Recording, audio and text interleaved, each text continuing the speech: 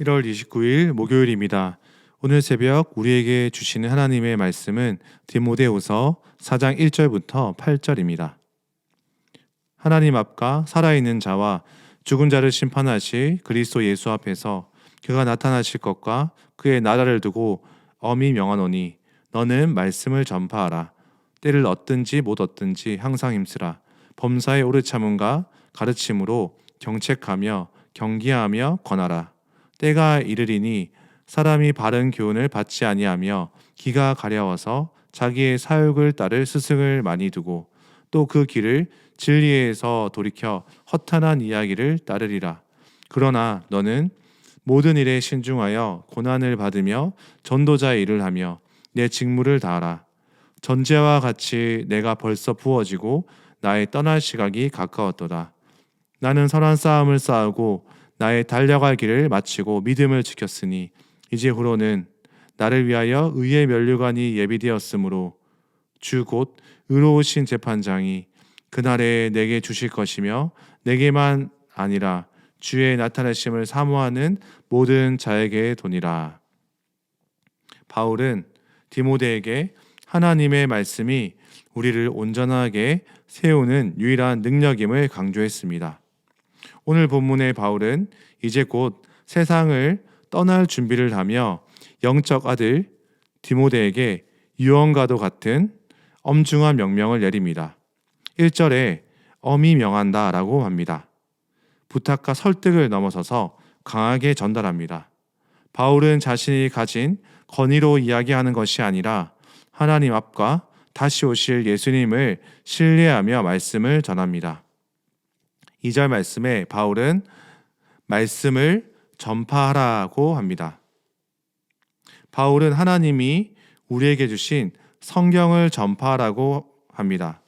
디모데후서 3장은 성경은 구원에 이르는 지혜를 줄 뿐 아니라 교훈, 책망으로 우리를 바로잡아 하나님의 사람으로 온전하게 만든다라고 전하고 있습니다. 말씀은 달콤한 위로뿐만 아니라 우리의 잘못을 도려내는 아픔도 동반을 합니다. 말씀을 전할 때는 사람들에게 환영받을 때도 있고 그렇지 않을 때도 있습니다. 그래서 말씀을 전할 때 때를 얻든지 못 얻든지 항상 힘쓰라고 합니다.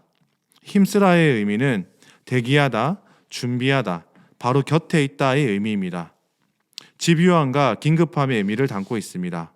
현재 공동체가 이단과 거짓 가르침 속에서 미혹된 사람들이 많아진 상황 속에서 바른 말씀을 전하고 공동체를 제대로 세워나가지 못하면 공동체가 흔들리고 무너지는 위기를 경험하기 때문입니다.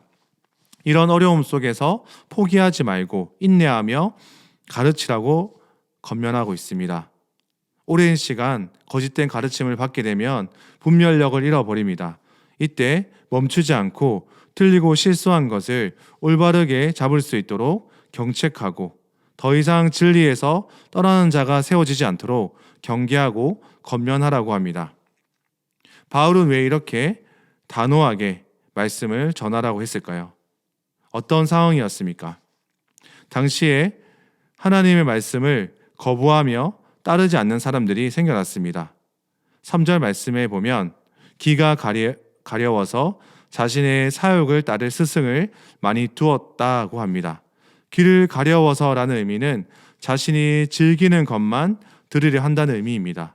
새로운 것을 듣고 싶어 근질근질하다, 흥미롭고 짜릿한 정보들을 찾아 헤매는 호기심을 의미하는 비유적 표현입니다. 사람들은 진리의 말씀에 대해서는 귀를 막고 자신들의 가려운 곳을 긁어줄 선생에게서 마음을 열었습니다. 당시의 정치가, 철학자, 거짓 선지자 중에는 사람들이 듣기 원하는 것을 말해주던 사람들이 많았습니다. 진리와는 상관없이 사람들의 일시적인 만족, 헛된 만족에 집중해서 살아가는 사람들이 많았습니다. 사람들은 만족하지 않으니까 계속해서 새로운 것을 찾아다니며 쾌락을 추구했습니다. 또한 4절 말씀에는 진리를 돌이켜 허탄한 이야기를 따르던 사람들이 많았습니다. 영지주의에 빠져 있었습니다. 창조된 세계는 악함으로 영의 세계와 완전히 구별되며 대적하고 있다는 사상입니다. 예수님의 부활도 몸의 부활이 아니라 영적인 것으로만 이해했습니다. 그리고 끝없는 족보 다툼에 빠져서 누가 누구의 조상이며 그 영적 기원이 어디인가라는 소모적인 논쟁에 빠져들게 했습니다. 공동체 내에 영적 교만을 심어주며 교회 내 일치를 깨뜨렸습니다. 이런 상황 속에서 바울은 나처럼 맡겨진 사명을 완수하라고 말씀합니다.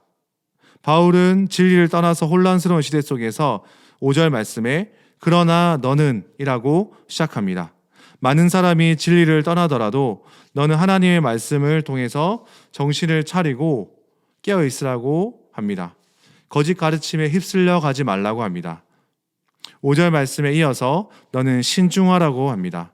여기서 신중하라는 의미는 모든 형태의 정신적, 영적 술 취함으로부터 자유로운, 그래서 균형이 잡힌 절제된 모습을 의미합니다. 거짓 교사들, 진리를 제대로 따르지 않고 계속 새로움을 추구하는 시대 속에서 평온함과 분별력을 유지하라고 합니다. 이런 모습으로 진리를 위해서 타협하지 말고 고난을 받을 각오를 하라고 합니다. 바울처럼 포기하지 말고 끝까지 교회 지도자로서 내 직무를 다하라고 권면하고 있습니다. 바울은 자신의 죽음을 암시하며 이제 세상을 떠날 때가 되었다고 합니다. 6절 말씀에 바울은 전제와 같이 내가 벌써 부어지고 나의 떠날 시간이 가까웠다라고 합니다. 전제란 구약에서 하나님께 드리는 어린 양을 제단 위에 올려놓고 불사르기 직전에 그 제물에 포도주를 붓는 의식을 말합니다. 그는 자신의 삶을 돌아보면서 이제 하나님께서 자신을 불러주시는 시기가 다 되었다고 합니다. 즉 바울은 자신의 순교가 임박했다고 믿기 때문에 제사가 이미 시작되었다라고 말씀하고 있습니다. 바울은 자신의 사명을 지금까지 완수했다라고 말하고 있습니다. 7절 말씀에 나는 선한 싸움을 싸웠다라고 합니다. 운동 경기에서 달리기나 레슬링의 의미도 있고요. 군사적인 의미에서 전쟁을 의미하기도 합니다. 아주 힘든 싸움을 나는 싸웠다라고 말합니다. 그리고 이어서 달려갈 길을 마쳤다라고 합니다.